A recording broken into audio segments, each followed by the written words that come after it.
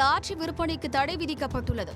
இதனை மீறி தமிழகத்தின் ஒரு சில பகுதிகளில் சட்டவிரோதமாக லாட்டரிகள் விற்பனை செய்யப்படுகின்றன. உள்ளிட்ட பல்வேறு மாநிலங்களில் விற்பனையாகும் லாட்டரி டிக்கெட்டுகளை வாங்கி அதில் இருக்கும் நம்பர்களை துண்டுச்சீட்டில் எழுதி விற்பனை செய்யப்படுகின்றன.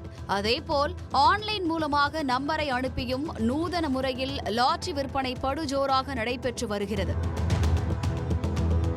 இந்நிலையில் மதுரை மாநகர் பிபி குளத்தைச் சேர்ந்த பாலாஜி என்பவர் லாட்டரி சீட்டு விற்பனை செய்வதாக போலீசாருக்கு தகவல் கிடைத்துள்ளது. இதுகுறித்து விசாரணை நடத்திய தல்லாக்குளம் போலீசார் வாட்ஸ்அப் மூலம் கேரள லாட்டரிகளை விற்பனை செய்த பாலாஜியை கைது செய்தனர்.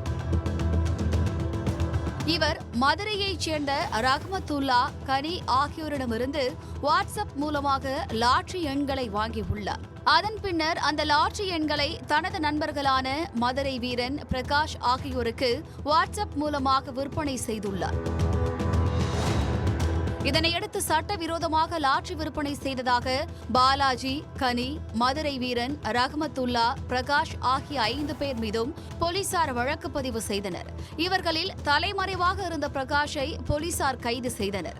இவர் மதுரை 6வது சிறப்பு பட்டாலியன் படையின் காவலர் என்பது குறிப்பிடத்தக்கது. காவலர் பிரகாஷ் 3 ஆண்டுகளுக்கு முன்பும் இதேபோல் லாட்டரி விற்பனை செய்து போலீசாரிடம் சிக்கியவராவார். கிளப் உள்பட விடுதிகளில் நடந்த சூதாட்டங்களுக்காகவும் அப்போது மாமூல் வசூலித்து வந்த புகாரிலும் சிக்கி 3 ஆண்டுகளுக்கு முன்பு சஸ்பெண்ட் செய்யப்பட்டிருந்தார்.